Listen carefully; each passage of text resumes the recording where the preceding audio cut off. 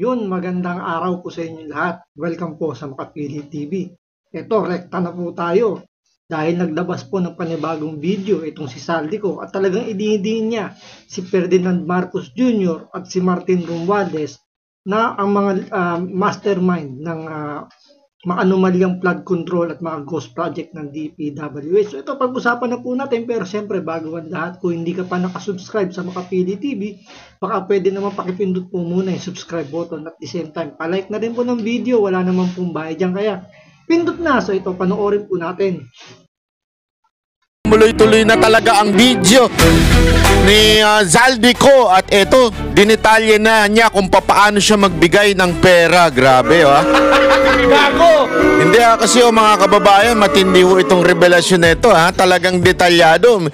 May ibig sabihin po niyan, mga kababayan. Ibig sabihin talagang alam niya yung kanyang sinasabi at hindi ho siya gumagawa lamang ng istorya dahil meron siyang mga pinakitang ebidensya. Although, ako patuloy natin sinasabi, hindi ako naniniwala 100% sa kanya. Alam mo naman, napakasinungaling din yan. Pero gayon pa man, sa tingin ko, talagang sinasabi niya na rin yung mga iba pa niyang nalalaman. Malamang sa malamang, binabawasan lang niya. Halimbawa, yung hindi kasali siya sa namumorsyento. Hindi ako naniniwala doon. Imposible hindi namumorsyento to.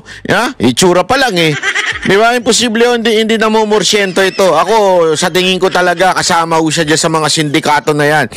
Pero gayon pa man, nilaglag niya na yung mga bossing niya.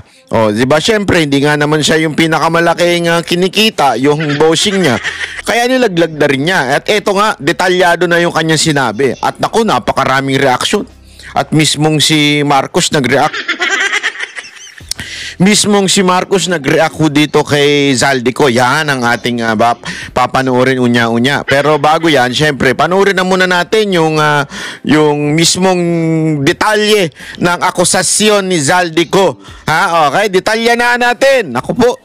Papalabasin ng administrasyon na ako ay isang terorista sa loob at labas ng Pilipinas. Nako. Di ba? Di na karma ka. Hindi, kasi ganyan naman din ang ginawa nyo kay doon kay Tebes, di ba? Basta kaaway ninyo nung panahon ninyo na nakaupo kayo, kung ano-ano mga niyayari ninyo. Kaya hindi rin ako naniniwala dito sa ulol na to Sa dami, sorry. Sa dami-dami naman ng mga akusasyon at ginawa niya noon. Ngayon, parang siya na ang pinaka kaawa-awa. Sorry ba? Kung ano ba, parang nagbo-boomerang na sa kanya ngayon yung mga pinagagawa niya. Kasi nga 'di ba naalala nyo, nagsampa ng ethics complaint doon sa Kongreso para, alam niyo yun, matanggal bilang congressman si Arnie Tevez para mapwersa nila ito mapauwi dito sa Pilipinas. Ngayon, ganito rin yung ginagawa ngayon kay Saldico, na posibleng i-declare din siyang terorista kasi doon sa Senate hearing, nabanggit doon ng kanyang securities, nasa around 90. Diba? So, pwede nang gumawa ng isang private army na kumbaga ang nakapaligid kay Saldico. So, hindi malayo na ganun din yung gawin sa kanya, gaya ng ginawa kay Tevez. Sorry, pasensya ka na, Saldico. May punto yung sinasabi mo. Kasi style nyo yan Alam niya. Style nila yan noon Basta kaaway, ginagawang terorista. Basta kaaway kung ano nung akusasyon ng ginagawa ninyo. Kasama ka niya noon. Kaya alam mo yan. Kasama siya dyan na yung kampo nila noon ni Romualdez. Kasama sila dyan Ngayon, ayan, di nakarma ka ngayon. Tuloy. Ang karma talaga, nung di mo alam kung kailan darating. So ito, ang ganda na nangyayari ngayon kay Saldico. Kumbaga, kusa nang lumapit sa kanya yung karma. At parang siya na ngayon yung nakaka-experience nung na-experience ni Arnie Tevez. Para mailibing ako kasama ang katotohanan. Nako?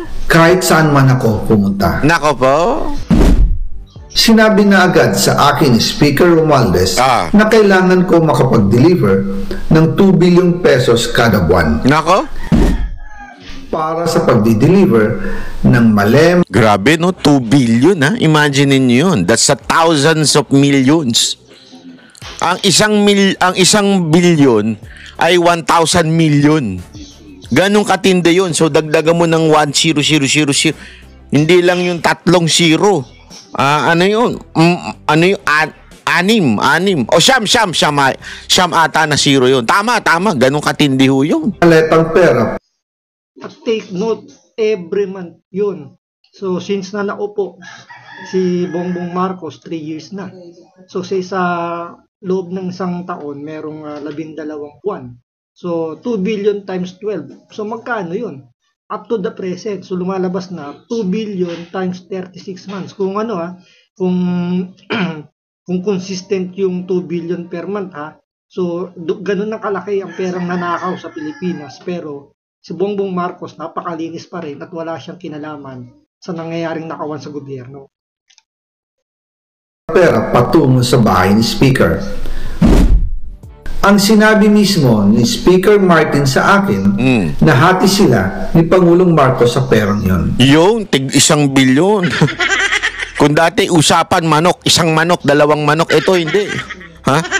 Isang baboy. Tig 1 baboy daw sila ni Marcos. Grabe, no? Kaya tinan mo si Martin Romualdez. Paano ba maging presidente? Gusto ko na rin maging presidente para makatanggap naman tayo ng 1 baboy. Gusto ko na rin maging presidente. Paano ba? Para gamitin bilang bagsakan at imbakan ng pera mula sa mga SOP, collection at deliveries na para sa Pangulo. Nako. Huwag mo akong pigilan sa mga insertions ko. Yan, Huwag ka nang makialam sa budget.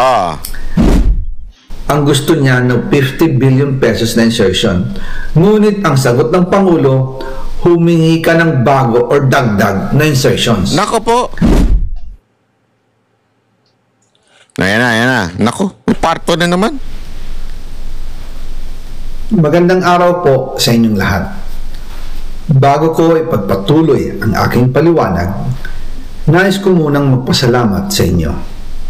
Maraming salamat sa inyong bukas na isipan, sa inyong pasensya, at sa pagtanggap ninyo sa mga impormasyong aking ibinabahagi.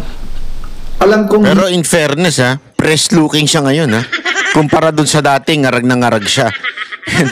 Hindi, di ba? Press looking siya ngayon. Siguro dahil nga sa marami na siyang sinisiwala at nagano na siya, nagsabi na siya, nagsalita na siya. Kaya siguro press siya ngayon. Hindi madali ang mga paksang ito. Mabibigat at mahirap tanggapin. Hindi po ako makauwi dahil malaki ang banta sa buhay ko.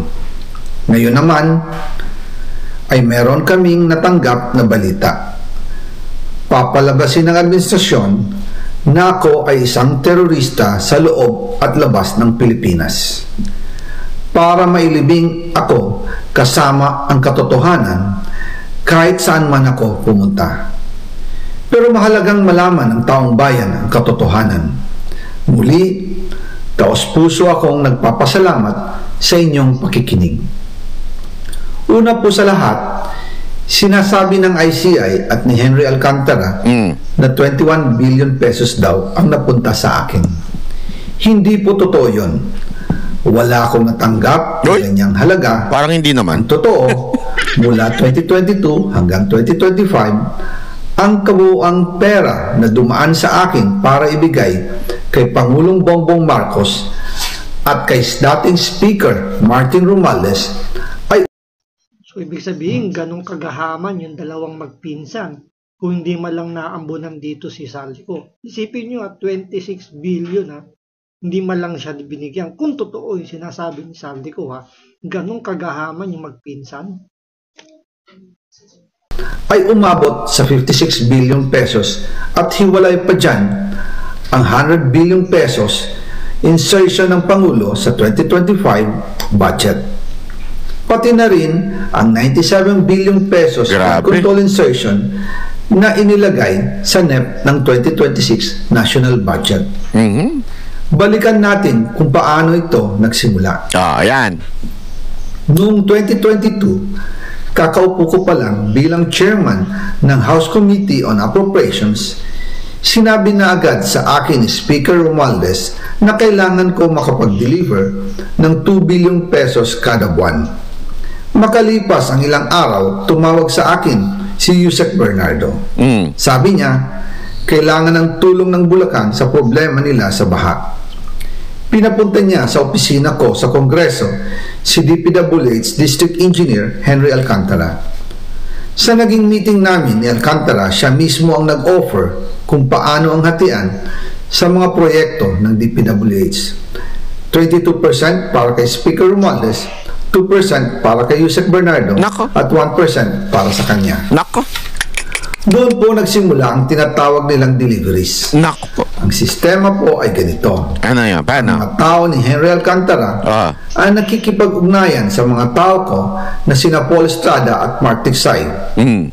Sila ang tumatanggap na pera mula sa mga tao ni Alcantara. Minsan sa bahay ko sa Valle Verde, minsan naman sa BGC parking.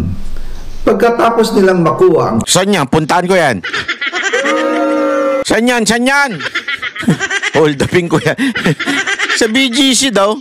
pera, sila Mark at Paul naman ang nag-aayos o nakikipag-coordinate sa tauhan ni Speaker Martin Romualdez na si Jocelyn Sereño para sa pagdi-deliver ng male-maletang pera patungo sa bahay ni Speaker.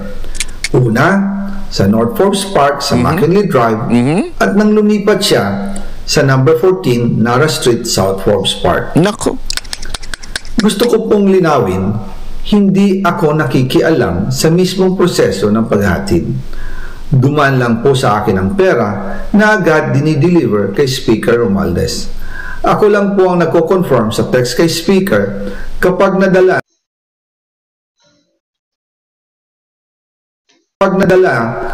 na ang pera sa bahay niya. At lahat ng ito mula sa unang utos noong 2022 hanggang sa huling delivery noong 2025. Umabot sa mahigit 55 billion pesos plus ang naihatid sa bahay ni dating Speaker Martin Romualdez. Magkano daw? Ulit? Magkano daw? Bako, mamaya, yan ang maging tanong ko sa GCash ko, ha? Kaya kailangan, kabisado niyan. Bahay niya. At lahat ng ito, mula sa unang utos noong 2022 hanggang sa huling delivery noong 2025. Umabot sa mahigit 55 billion pesos plus ang naihatid sa bahay ni dating Speaker Martin Romualdez. Nako, 55 billion. Lupet. Gago! 55 billion, pwede ka na magtayo ng bansa nun, ano? Sarili mong sundalo, sarili mong kapulisan, sarili mong husgado.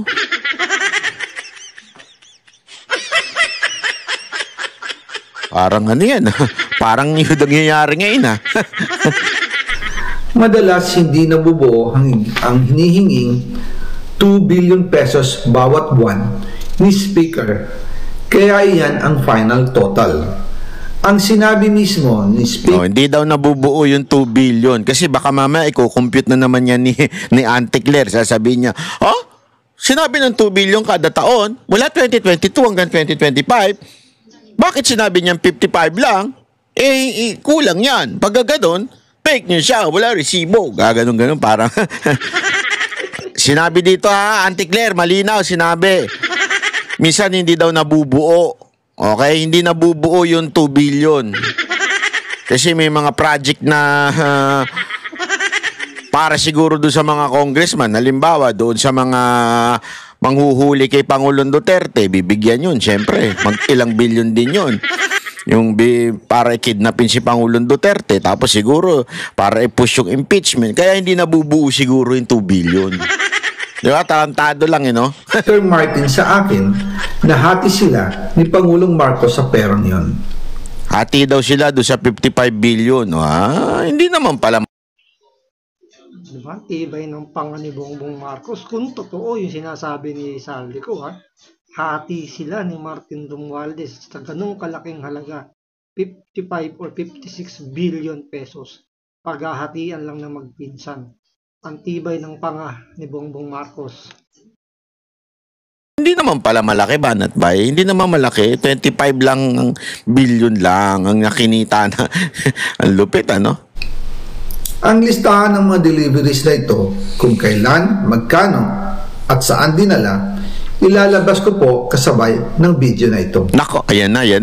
Noong November 2024, habang nasa proseso kami ng pagtatalakay ng budget, nagkapag-meeting sa amin ni Speaker Martin si Yusek Jojo Cadiz. Sabi niya, masama raw ang loob ni Pangulong Marcos, wala raw siyang natatanggap na remittance. Nako po! At dahil laging napapagalitan si Speaker Martin ng Pangulo mula Setyembre hanggang November, inutusan niya ako na mag-deliver ng 1 billion pesos para kay BBM.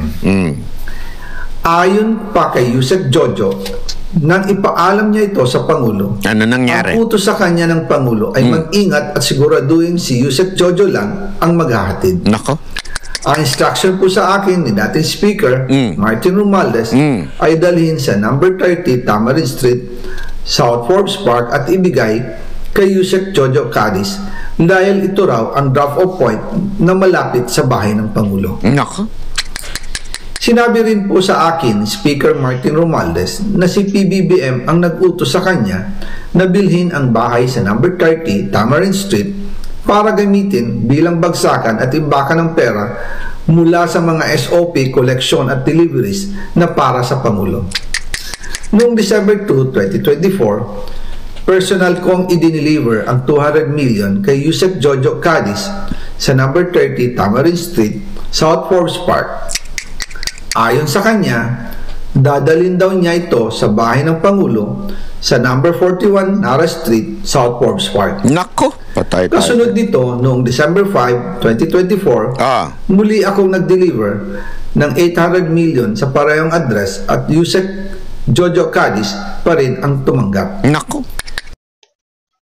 Biruin nyo na, bumili ng bahay sa Forbes Park para gawing bodega lang ng pera. Alam nyo ba kung magkano ang presyo ng bahay sa Forbes Park? Hindi po barya-barya doon. Mamahalin po yun. Tapos gagawin lang bodega ng pera. So, yung sinasabi ng Gutesa na nagbumili nga ng mga mamahaling maleta, walang sinabi yun.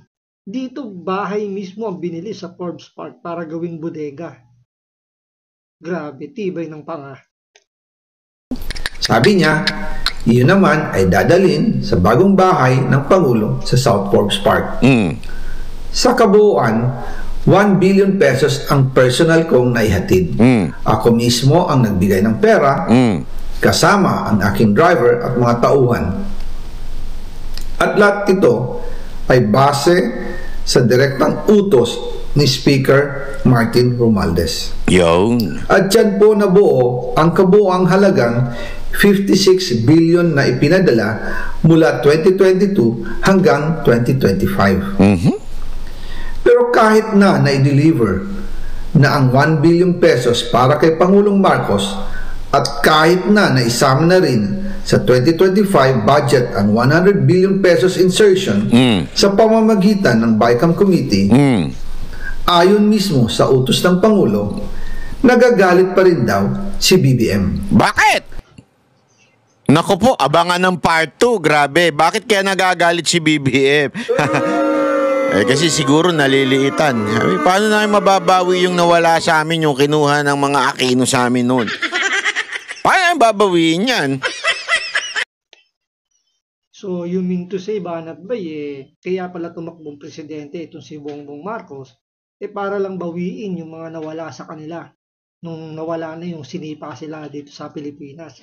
So, yun lang pala yung pinaka main purpose dito ni Bongbong Marcos. Hindi talaga tumulong na iangat ang buhay ng mga Pilipino, kundi bawiin lang yung mga binawi sa kanila. Yung mga ninakaw nila, binabawi ng gobyerno. So, yun lang ang pinaka main purpose niya. May ibalik lang sa kanila yung mga ninakaw nila. So, grabe talaga yung tibay ng panga dito ni Bongbong Marcos, no? Baka ganun. Hindi ko alam, ha? Tanong ko lang naman yun. Sa tingin ko, iniisip niya paano babawiin, patapos na yung termino niya. Kailangan mabawi na nila yung yung nakakuha sa kanila noon, di ba? Kaya ganyan. Nako po, matindi ho ito. May abangan nyo po yung part 2, ha? Kaya nakaka-excite sabi nung iba. So, yan po talaga. Kailangan nating antayin yung part 2 kasi, kumbaga, ito lang naman pinaka-purpose dyan ni Saldico. Bakit nga hinahati-hati yung kanyang video kumpara doon sa sinasabi nila bakit hindi lang isang bagsak. Kasi pag isang bagsak lang yan, makakaisip ka agad ng pang-counter yung mga magnanakaw sa gobyerno na kumbaga, kaya nila agad pasinungalingan. Unlike kung pinaparte-parte ni Saldico, kung meron man ilabas silang pang-counter doon sa unang video, hindi pa nila alam kung ano yung ilalabas pa ni Saldico na pwedeng ikalaglag nila kapag sinagot nila kagad yung mga unang video yung ilalabas ni Saldico. Kaya nag-iingat din si Saldico at the same time, mas nahuhuli yung kwento. Kaya nga pansinin nyo, di ba? Yung kwento ni Ping Lacson, yung mga nagtatanggol kay Bongbong Marcos, napagkukunik-kunik simula dun sa mga kontraktor, papunta sa mga district engineer ng DPWH, paakyat na sa mga USEC ng Malacanang, di ba? Ng DPWH. Nandun na nagtutugma-tugma na hanggang sa kay Bongbong Marcos. Kaya antayin natin sa susunod na video ni Saldico dun sa kanyang latest kung ano pa yung mga ilalabas niya. So maraming salamat po sa panonood. Ingat po kayo lagi. God bless.